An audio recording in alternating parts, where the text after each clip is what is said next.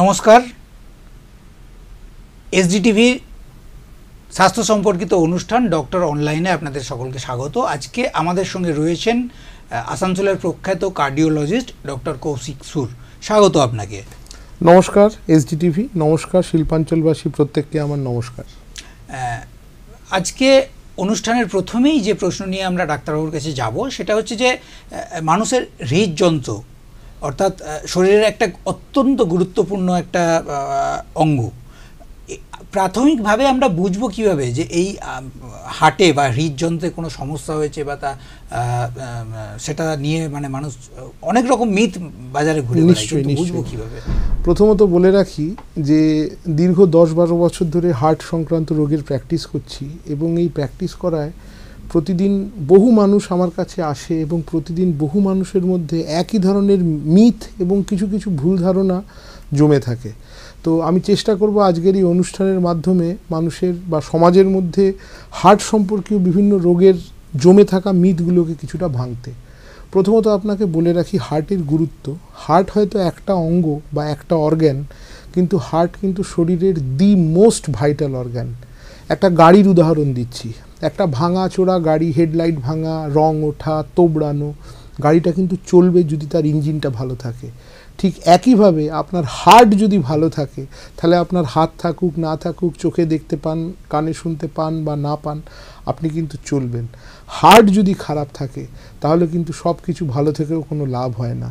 ঠিক গাড়ির ক্ষেত্রে ইঞ্জিন যতটা গুরুত্বপূর্ণ, আমি মানুষদের বলি যে মানুষের শরীরে হার্ট ততটাই গুরুত্বপূর্ণ। তো যেটা সব থেকে গুরুত্বপূর্ণ তার দায়িত্ব, সেটাকে মেনটেন করার দায়িত্ব, সেটাকে ভালো রাখার দায়িত্বটাও সব থেকে বেশি। একদমই। খুব এই ব্যাপার থেকেই চলে আসে একটা স্বাভাবিকভাবে যে প্রশ্নটা, সেটা হচ্ছে যে সাধারণ মানুষ বুঝবে কীভাবে যে তার হার্টে সমস্যা হয়েছে? দেখুন, হার্টের সমস্যা একটা খুব বড় টার্ম। হার্টের তো হাজার রকম সমস্যা হয়, মানুষ কি বুঝবে? সাধারণত আপনারা যখন হার্টের সমস্যা বলে সাধারণ মানুষ যেটা মিন করে থাকে সেটা ischaemic heart disease, heart attack, heart block, এই ধরনের রোগগুলোকে বলে থাকে। তো কি করে বুঝবে তার উত্তর হলো যে আমরা ডাক্তারি ভাষায় বলি কার্ডিনাল সিমটম, মানে কিছু বিশেষ বিশেষ লক্ষণ, যে লক্ষণগুলো থেকে আমরা বলতে পারি সেটা এই অর্গ্যানের প্রবলেমের জন্য হয়েছে। তেমনি হার্টের রোগের প্রাথমিক বা প্রধান যেটা সিমটম, কার্ডিনাল সিমটম, সেটা হলো চেস্ট পেন, বুকে ব্যথা। এখন বুকে ব্যথা মানেই যে সেটা হার্টের রোগের হচ্ছে তা নয়। বুকে ব্যথার ধরন হয়, কী ধরনের ব্যথা? ব্যথাটা কি বসে থেকে থেকে হচ্ছে, শুয়ে থেকে পজিশন চেঞ্জ করে বা বড় নিঃশ্বাস নিলে ব্যথাটা হচ্ছে, নাকি ব্যথাটা হাঁটলে হচ্ছে? তো আমার মনে হয় বুকে ব্যথাটাকে একটু বিস্তারে বলা দরকার। কেন দরকার? যে আজকাল দেখেছি মানুষের একটু বুকে ব্যথা হলো চিনচিন করছে, চল চল ডাক্তারের কাছে চল, এই বুঝি হার্ট অ্যাটাক হলো বোধহয়। তো সেটা নয়। হার্ট অ্যাটাক বা হার্ট ব্লকেজে যে বুকে ব্যথা হয় তার লক্ষণ বা ধরন সম্পর্কে কিছুটা ধারণা মানুষের হওয়া উচিত। প্রথমত, হার্টের ব্যথার যেটা ফার্স্ট বা বড় লক্ষণ সেটা হচ্ছে হার্টের ব্যথা কিন্তু ইউজুয়ালি বসে থেকে হয় না। যদি বসে বসে আপনার হার্টের ব্যথা হচ্ছে তার মানে ততক্ষণে আপনার হার্ট অ্যাটাক হয়ে গেছে। যদি সেটা একটা অ্যাক্সিডেন্ট, দুর্ঘটনা হতে পারে না নয়, কিন্তু সেই চান্সেস আর রিলেটিভলি রেয়ার। যেটা মেন বা কমনলি হয় সেটা হচ্ছে আপনি একটু চলতে গেলেন, দুপা সিঁড়ি দিয়ে উঠলেন, বা যারা নিয়মিত মর্নিং ওয়াক করে কিছুটা হাঁটলেন, দেখছেন বুকটা ভারী হয়ে যাচ্ছে। বসে পড়লেন, রেস্ট নিলেন, ব্যথাটা কমে গেল। আবার সাইকেলিং এর ক্ষেত্রে হতে পারে, যারা সাইক্লিং, সুইমিং, যে কোনো রকম ফিজিক্যাল অ্যাক্টিভিটি, যে ব্যথাটা আপনার শারীরিক পরিশ্রমে বাড়ছে এবং বিশ্রাম নিলে কমে যাচ্ছে, সেটি একটি অন্যতম লক্ষণ হার্ট ব্যথার। এবং আরেকটি ইম্পর্টেন্ট কথা বলতে পারি, যেটাকে ডাক্তারি ভাষায় পোস্ট প্র্যান্ডিয়াল অ্যাঞ্জাইনা বলা হয়, যে ভারী কিছু খেলেন বা নর্মাল খাবার খেলেন, খাবার পরেই বুকটা একদম চেপে ধরলো, ঘাম দিল, অনেক সময় কিন্তু এটা হার্ট ব্লকেজের লক্ষণ থেকেও হতে পারে। সুতরাং খাবার পরে বুকে ব্যথা হলেই গ্যাস ধরে নেবেন না, অনেক সময় হার্টের ব্যথাও হয়। খুব স্বাভাবিকভাবেই এই যে হৃদযন্ত্র, হার্ট, এটা তো জাস্ট একটা মানুষের শরীরে গাড়ির একটা ইঞ্জিনের মতো অনেকটা বলা যেতে পারে। তো সেই ক্ষেত্রে এটার যে যেমন গাড়িতেও যে ইঞ্জিন তার গতি বাড়ে কমে ইত্যাদি ইত্যাদি, সেরকম কি আমাদের শরীরের ক্ষেত্রেও, মানে মানুষের শরীরের ক্ষেত্রেও কি এই ব্যাপারটা? হ্যাঁ, দুটো জিনিস। আজকাল খুব ভালো প্রশ্ন করলেন। আবার বলি, কোভিডের পরে মানুষ দুটো খেলনা পেয়ে গেছে। একটা হচ্ছে পালস অক্সিমিটার, এইটুকু 2000 টাকা দাম, সবার ঘরে ঘরে বিদ্যমান, আঙুলে লাগালেই স্যাচুরেশন কত আর পালস কত জানা যায়।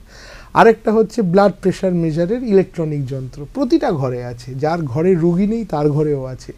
তো এই খেলনা দুটো পেয়ে যাওয়ার জন্য মানুষের যেটা প্রবলেম হচ্ছে যে তারা একবার ভাবছে সকালে দেখি তো আমার হার্ট কেমন চলছে, বিকেলে দেখি তো আমার হার্ট কেমন চলছে। এতে দেখা যাচ্ছে যে সমাজের যা উপকার পাওয়ার কথা, যাদের দরকার তাদের উপকারের থেকে কিছু মানুষের তাতে স্ট্রেস এবং টেনশন বাড়ছে। হার্টের গতিবেগ, যেটাকে আমরা পালস রেট বলি, আর গাড়ির ইঞ্জিনের একটা রেভ বলে ব্যাপার আছে, এক্স্যাক্টলি সেম। আপনি যখন গাড়িটাকে জোরে দৌড়ান তার রেভ বাড়ে, রেভলিউশনস পার মিনিট, তেমনি আপনি যখন নিজে জোরে দৌড়ান বা শরীরটা পরিশ্রম করে হার্টের গতিবেগ বাড়তে হয়।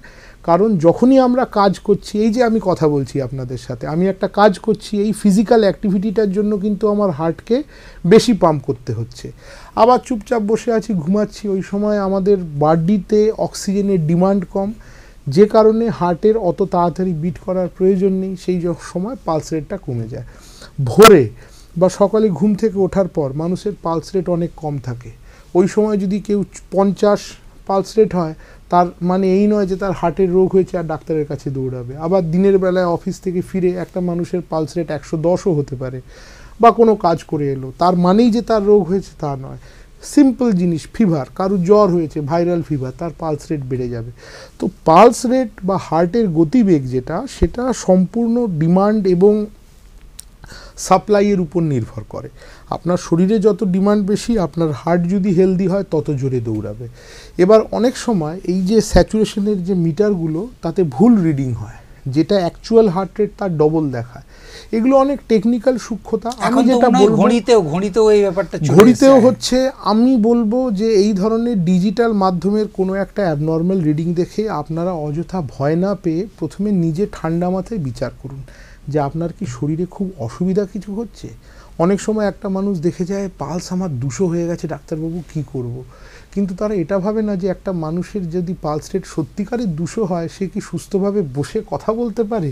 সেই সাধারণ বুদ্ধি প্রয়োগ করুন, এবং যদি কোনো ডাউট থাকে ডাক্তারের পরামর্শ নিন, অযথা টেনশন করবেন না। একদমই ঠিক। এখানেই যে ব্যাপারটা চলে আসে যে কারো কারো তো শোনা যায় এরকম যে জন্ম থেকেই তার হার্ট দুর্বল বা হার্টে কোনো সমস্যা রয়েছে। তো সেটা কিভাবে, এই যে হার্ট দুর্বলের বিষয়টা, এটা কিভাবে রিকভারি করা যায় বা এটা বুঝবেই কিভাবে? মানে যেহেতু বাচ্চা বয়সে, সেই সময় তো আর হার্ট বা হার্ট সংক্রান্ত অত কিছু সাধারণ মানুষ তো বোঝে না। তো এটা থেকে বোঝার উপায় কি? দেখুন, খুব ভালো প্রশ্ন। আবার জন্মগত হার্টের সমস্যা একটা totally different segment of heart disease, যেটাকে আমরা বলি কনজেনিটাল হার্ট ডিজিজ। একটা মানুষ, সে তার মাতৃগর্ভে যখন বাড়ছে, সেই ডেভেলপমেন্টাল ফেজে কোনো একটা ডিফেক্ট হলো, যাতে সে জন্মালো সেই সময় তার হার্টটা গঠনগতভাবে অসম্পূর্ণ। এটা খুব কমন, বহু লোকের ক্ষেত্রে হয়ে থাকে। কিছু কিছু ডিফেক্ট এতটাই ক্রিটিক্যাল হয় যে যদি জন্মানোর ইমিডিয়েট পরে তার অপারেশন না হয় বা ইমিডিয়েট সেটার কোনো ব্যবস্থা না নেওয়া হয়, মানুষ তখনই মারা যায়। আবার কিছু কিছু জায়গা, কিছু কিছু সমস্যা এতটাই বিনাইন হয় যে সেটা আপনাকে কোনো সিমটম দেবে না বা সেটা আপনাকে খুব বেশি ভোগাবে না, এবং হয়তো শেষ বয়সে গিয়ে আপনাকে ধরা দেবে।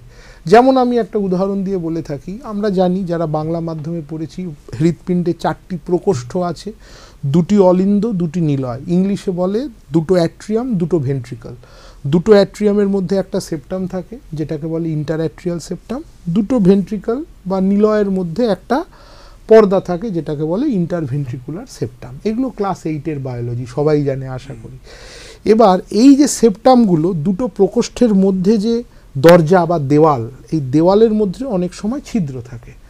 কমনেস্ট হচ্ছে 2টো অলিন্দের মধ্যে ছিদ্র, যেটাকে ডাক্তারি ভাষায় ASD বলে, অ্যাট্রিয়াল সেপ্টাল ডিফেক্ট।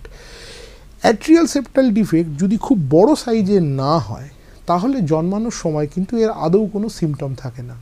শুধুমাত্র স্টেথো লাগিয়ে হট করে এটাকে ধরা নাও যেতে পারে। এই ধরনের বাচ্চারা সাধারণত জন্মানোর পরে রিপিটেড সর্দি কাশি জ্বর, সর্দি কাশি জ্বরে ভোগে। এখন একটা ছোট বাচ্চা সর্দি কাশি জ্বর হচ্ছে মানেই যে তার হার্টের দোষ হতে হবে তার কোনো কথা নেই। তার নিউমোনিয়া থাকতে পারে, লাংসের প্রবলেম থাকতে পারে, তার ইমিউনিটির অভাব থাকতে পারে। তো এইটার জন্য অনেক সময় আজকাল বাচ্চার ডাক্তাররা যদি কোনো ছোট বাচ্চার বারবার সর্দি কাশি হচ্ছে একটা ইকোকার্ডিওগ্রাম অ্যাডভাইস করেন। তো তাতে ঘাবড়ে যাওয়ার কিছু নেই, একবার করে দেখে নেওয়া ভালো। এএসডি ইকোতে সহজেই ধরা পড়ে।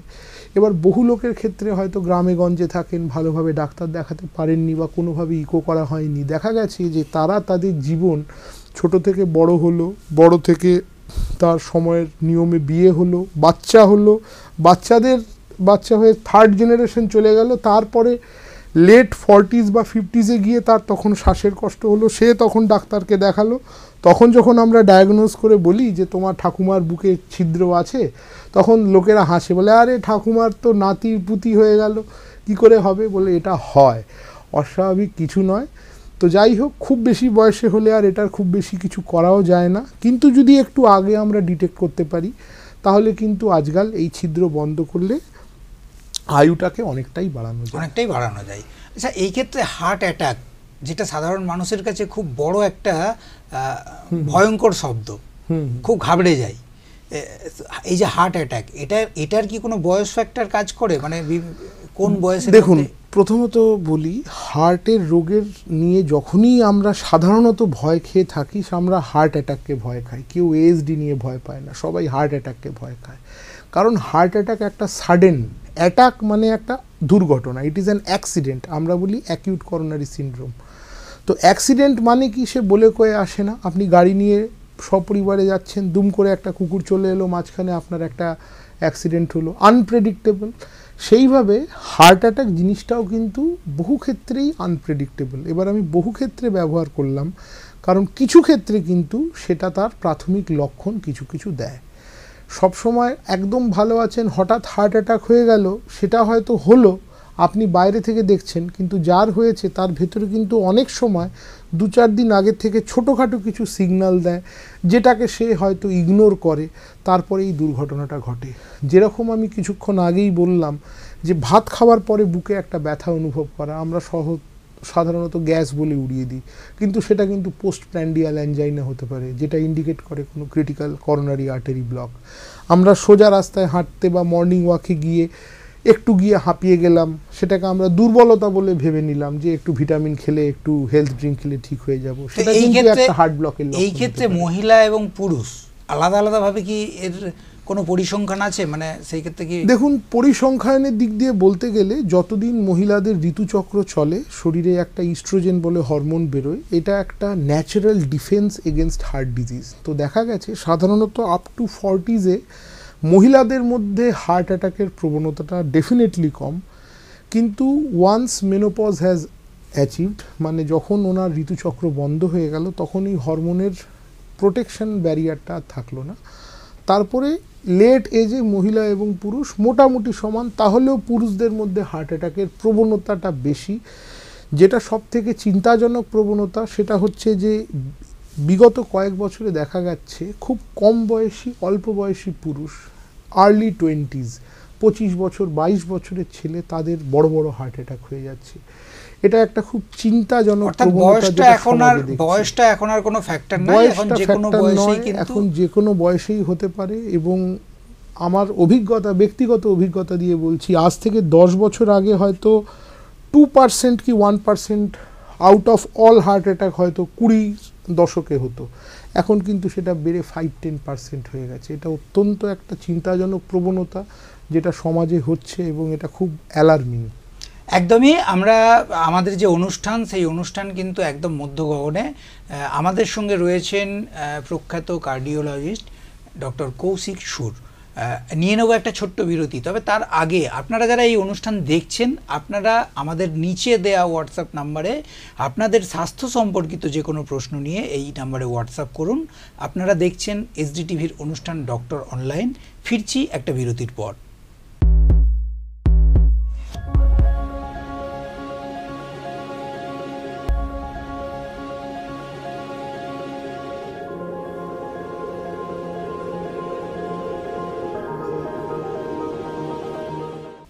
ফিরে এলাম বিরতির পর।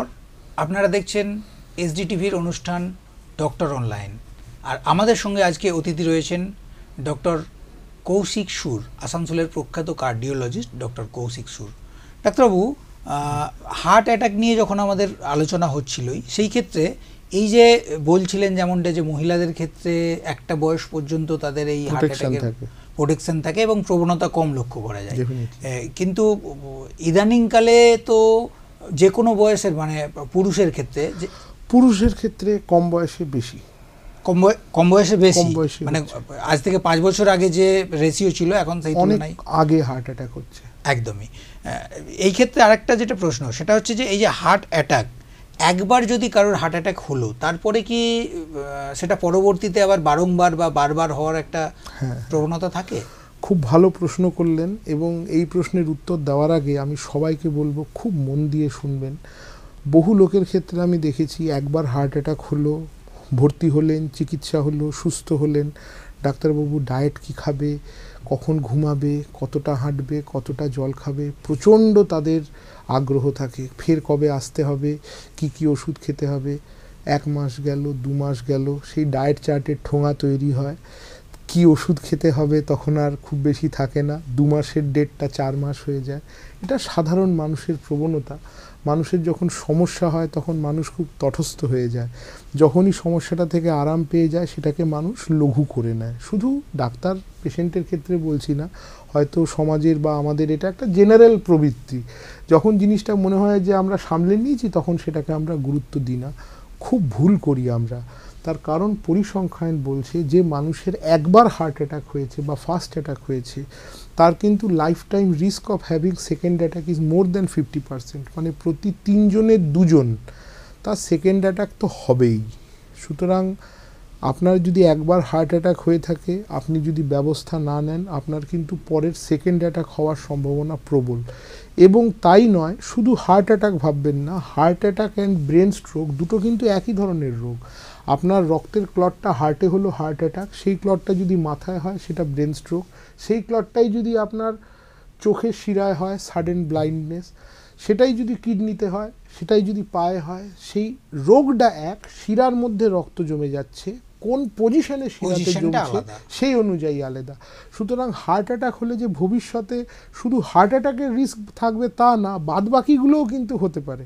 তো আপনি যে রক্ত পাতলা করার ওষুধটা খাচ্ছেন সেটা কিন্তু শুধু হার্টে কাজ করছে না, সারা শরীরকে বাঁচাচ্ছে।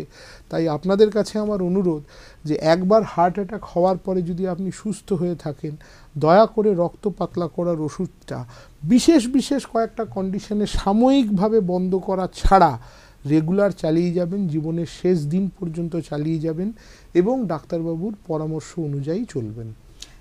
এই ক্ষেত্রে এখন তো প্রচুর নতুন প্রযুক্তি, উন্নত প্রযুক্তি ব্যবহার হচ্ছে এবং সেই ক্ষেত্রে সাধারণ মানুষ তার সুবিধাও পাচ্ছেন। এই যে হার্টের অসুখ বা হার্টের বিভিন্ন ধরনের অপারেশন, সেই ক্ষেত্রে নতুন প্রযুক্তি কি ব্যবহার হচ্ছে বা তার মানুষ কতটা সুবিধা পাচ্ছে? প্রতিটা আমাদের দৈনন্দিন জীবনে যেরকম প্রযুক্তির অসম্ভব ভালো একটা উপকার আমরা পাচ্ছি, আজ থেকে 10 বছর আগে যা মোবাইল ফোন ছিল আর আজকালকার ফোনের মধ্যে আকাশ পাতাল তফাৎ। অনুরূপভাবে হার্টের ট্রিটমেন্টেও দেখা গেছে বিগত কয়েক দশকের মধ্যে প্রভূত উন্নতি হয়েছে। এখন এই উন্নতিটা হয়তো মানুষ বাইরে থেকে সচরাচর বুঝতে পারছে না। আমি আপনাকে একটা সহজে উদাহরণ দিয়ে বলি, যখন প্রথম হার্ট অ্যাটাকের অ্যাঞ্জিওপ্লাস্টি আবিষ্কার হলো যে এটা করা যায়, তখন মানুষ ভাবলো যে আমরা ওখানটাতে বেলুন ফুলিয়ে ব্লকটাকে করে দিই, ওটা ভালো থাকবে। কিছুদিন পরে দেখা গেল যদি শুধু বেলুন ফুলিয়ে ওটাকে ছেড়ে দেওয়া যায়, 1-2 বছরের মধ্যে বেশিরভাগই বন্ধ হয়ে যায়। তখন মানুষ দেখলো না, এটা ভালো আইডিয়া নয়, তাহলে কিছু একটা ধাঁচা দেওয়া যাক। তখন আবিষ্কার হলো বেয়ার মেটাল স্টেন্ট, যেগুলো নর্মাল মেটাল স্টেন্ট। সেই ধাঁচা দিয়ে দেখা গেল যে ধাঁচা দিলে হয়তো বেলুনের থেকে বেশি চলছে, কিন্তু সেই ধাঁচাটার মধ্যে আবার গ্রোথ হয়ে বন্ধ হয়ে যাচ্ছে। তখন আবিষ্কার হলো ড্রাগ ইলিউটিং স্টেন্ট, মানে সেই ধাঁচার মধ্যে ওষুধ পলিমার দিয়ে। সেইগুলো দেখা যাচ্ছে যে শুধু যে ধাঁচা দিচ্ছে তা না, ভেতরে যে আগাছার মতো গ্রোথটা তৈরি হয় সেইটাকেও প্রিভেন্ট করছে। এরপরে আজকাল ড্রাগ ইলিউটিং বেলুন এসছে, আজকাল কোনো ধাঁচাই নেই, শুধু সরু শিরা বা যেখানে স্টেন্ট টেকনিক্যালি ঢোকানো যাবে না, আমরা একটা বেলুন ফুলিয়ে দিচ্ছি, বেলুনের গাটা ওষুধে কোটেড থাকছে, সেই ওষুধটা রক্তনালীর দেয়ালের মধ্যে চেপে বসে যাচ্ছে এবং সেখানে সেটা কাজ করছে, কোন রকম ফরেন বডি আমাদের ঢোকাতে হচ্ছে না। ড্রাগ অ্যাবজর্বেবল স্টেন্ট এসছে, মানে আগেকার যে মেটালিক স্টেন্ট তার বদলে এখন এমন স্টেন্ট বেরিয়েছে যেটা সেলাই যেরকম শরীরের মধ্যে গলে যায় শিরার মধ্যে ধীরে ধীরে গলে যায়। এবং বিভিন্ন কমপ্লিকেটেড কেস যেগুলো থেকে অ্যাঞ্জিওপ্লাস্টি করা সম্ভব হতো না, বাইপাস করতে হতো, যত দিন যাচ্ছে যত কমপ্লিকেটেড কেসে অ্যাঞ্জিওপ্লাস্টির চান্সেস বেড়ে যাচ্ছে। একটা মানুষকে অজ্ঞান করে বুক কেটে অপারেশন করার থেকে যদি একটা ছোট্ট ইঞ্জেকশনের মাধ্যমে সেই একই রেজাল্ট দেওয়া যায়, সেটা মানুষের ক্ষেত্রে অনেকটাই অ্যাকসেপ্টেবল। তো ডেফিনেটলি প্রযুক্তির সাথে অনেক উন্নতি হচ্ছে এবং আশা করছি ভবিষ্যতে আরও উন্নতি হবে। আচ্ছা, আমরা একদম শেষ মুহূর্তে চলে এসেছি অনুষ্ঠানে, তবে তার আগে আপনারা যারা কোশ্চেন পাঠিয়েছেন তাদের মধ্যে থেকে একজনের কোশ্চেন আমরা নিয়ে নেব।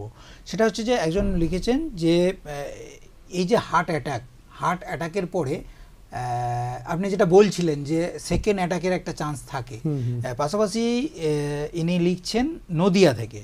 ইনি জানতে চেয়েছেন যে হার্ট অ্যাটাকের পরে অন্যান্য মানে কিডনি, ফুসফুস ইত্যাদি যেগুলো আছে, এইগুলো কি এফেক্টেড হওয়ার কোনো সম্ভাবনা থাকে? ডেফিনেটলি থাকে। আমরা ডাক্তারি ভাষায় বলি কার্ডিও রেনাল সিনড্রোম, তার মানে হার্টের থেকে কিডনি এফেক্ট হওয়া। হার্টের কাজ হচ্ছে রক্তকে পাম্প করে সারা শরীরে পৌঁছে দেওয়া, যে রক্তের মাধ্যমে সারা শরীরের প্রতিটা কোষে কোষে অক্সিজেন পৌঁছায়। আমরা জানি বেঁচে থাকার জন্য আমাদের প্রতিটা শরীরের প্রতিটি অঙ্গের প্রতিটি কোষে অক্সিজেনের প্রতি মুহূর্ত প্রয়োজন, এবং সেই নিরবিচ্ছিন্ন অক্সিজেন সাপ্লাই মেনটেন করার অর্গানই হচ্ছে হার্ট। তাই যদি আপনার হার্ট ঠিক করে পাম্প না করতে পারে, তাহলে শুধু যে হার্ট এফেক্টেড হবে তাই না, আপনার শরীরের প্রতিটা কোষ, প্রতিটা অর্গান এফেক্টেড হবে। তার মধ্যে সবথেকে বেশি এফেক্টেড হয় কিডনি এবং ব্রেন, যারা সবথেকে বেশি অক্সিজেনের সেন্সিটিভ।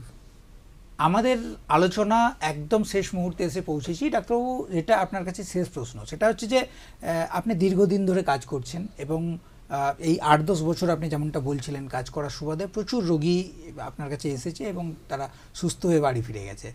এই পরিস্থিতিতে মানে সাধারণ রোগীর বা সাধারণ মানুষের প্রতি কি বার্তা দেবেন আপনি? নমস্কার, খুব ভালো প্রশ্ন করলেন এবং ভালো কথা বললেন। এই যে অনুষ্ঠানটা, এই অনুষ্ঠানের উদ্দেশ্য কী? এই অনুষ্ঠানের উদ্দেশ্য হচ্ছে যারা পর্দার উপারে বসে আছেন, সাধারণ মানুষ, আপামর জনতা, যাদের রোগ সম্পর্কে খুব বেশি ধারণা নেই, তাদের এটা বোঝা যে আপনাদের মনের মধ্যে দীর্ঘদিন ধরে যে ভুল ধারণাগুলো জমে আছে সেগুলো পরিষ্কার করতে হবে। এবং আজকের এই ক্ষুদ্র প্রচেষ্টায় যদি আমি কিছু সংখ্যক মানুষকেও বোঝাতে সক্ষম হতে পারি, বা যদি অল্প কিছু মানুষের মধ্যেও এই ধারণাগুলোকে আমি একটু স্বচ্ছ করে দিতে পারি, তাহলে আমি মনে করব আজকের এই প্রোগ্রাম অত্যন্ত সফল হয়েছে। দুটো একটা শেষ কথা আমি বলতে চাই। প্রথম কথা হচ্ছে, হার্ট অ্যাটাক হওয়ার পরে আপনি স্টেন্ট বসান, বাইপাস করান বা কিছু না করে শুধু ওষুধ খান, আপনাকে কিন্তু ওষুধটা সারা জীবন খেয়ে যেতে হবে। বিশেষত রক্ত পাতলা করার ওষুধ। হ্যাঁ, আপনার দাঁত তুলতে হবে, চোখের ছানি অপারেশন বা গল ব্লাডার অপারেশন করতে হবে, সেই সময় ডাক্তারবাবুর পরামর্শ মতো সাময়িক আপনি রক্ত পাতলা করার ওষুধটা বন্ধ করতে পারেন। কিন্তু তার মানে এই নয় যে আমার 5 বছর হয়ে গেছে বলে আমাকে আর ওষুধ খেতে হবে না। লং টার্ম ইনডেফিনিটলি ওষুধ খেয়ে যাওয়াটাই নিয়ম। আরেকটা আমরা ভুল করে থাকি, যে আলোচনাটা হয়তো খুব বেশি করা গেল না, আমরা হার্ট ব্লক বলে রাখি। দুটো কথা আপনাকে বলছি। হার্ট ব্লক একটা জেনারেল টার্ম। হার্টের 2 রকম ব্লক হয়। যখন রক্তনালীর পাইপে ব্লক হয় তখন স্টেন্ট বসে। যখন হার্টের মধ্যে যে ইলেকট্রিক সার্কিট থাকে, যে ইলেকট্রিক সার্কিট হার্টের বিটের জন্য দায়ী, যখন সেইটাতে ব্লক হয় তখন পেসমেকার বসে। অনেক মানুষ এসছেন অ্যাঞ্জিওগ্রাম করার পরে, তাহলে কি এবার আমার পেসমেকার বসবে? তা না। এমনও হতে পারে কিছু কিছু মানুষের ক্ষেত্রে যার অ্যাঞ্জিওপ্লাস্টি হয়েছে তারপরে পেসমেকার লাগতে পারে যদি ইলেকট্রিক চ্যানেলের ব্লক হয়। আবার এমন হয় যদি ইলেকট্রিক চ্যানেলের ব্লক হয়েছে, প্রথমে পেসমেকার লেগেছে, পরে রক্তনালীতে ব্লক হয়ে অ্যাঞ্জিওপ্লাস্টি বা বাইপাস হয়েছে। সুতরাং একবার স্টেন্ট বসলো মানে যে ভবিষ্যতে পেসমেকার লাগতে পারে না, বা একবার পেসমেকার লাগলো মানে যে ভবিষ্যতে স্টেন্ট বা বাইপাস হতে পারে না, এরকম নয়। আপনারা কোনো ডাক্তারের, আপনার বাড়ির কাছে যিনি রেগুলার রেডিলি অ্যাভেলেবল, এরকম কোনো ডাক্তারের, ভালো ডাক্তারের নিয়মিত চেক আপ এবং পরামর্শে থাকুন, নিয়ম মেনে চলুন, ভালো থাকুন, সুস্থ থাকুন। আপনারা সুস্থ থাকলেই সমাজ সুস্থ থাকবে, এবং একটা সমাজ সুস্থ হলেই দেশ প্রগতির দিকে এগিয়ে যাবে। অসংখ্য ধন্যবাদ আপনাদের, অসংখ্য ধন্যবাদ এসডিটিভিকে। একদমই, আমরা অনুষ্ঠান এখানে আমাদের শেষ করতেই হবে। তবে আপনারা যারা এই অনুষ্ঠান দেখছেন, আপনাদেরকে নিচে দেয়া হোয়াটসঅ্যাপ নম্বরে আপনাদের যা কিছু স্বাস্থ্য সম্পর্কিত প্রশ্ন রয়েছে সেগুলো আপনারা পাঠান, এবং আমরা এখানে যে ডাক্তারবাবুরা আসবেন তাদের কাছে সেই সমস্ত প্রশ্ন রাখবো। আজকে আমাদের সঙ্গে ছিলেন অতিথি ডক্টর কৌশিক সুর। আপনাকে অনেক ধন্যবাদ আমাদের স্টুডিওতে আসার জন্য। অসংখ্য ধন্যবাদ। আপনারা অন্যান্য অনুষ্ঠান দেখার জন্য চোখ রাখুন SDTV-তে।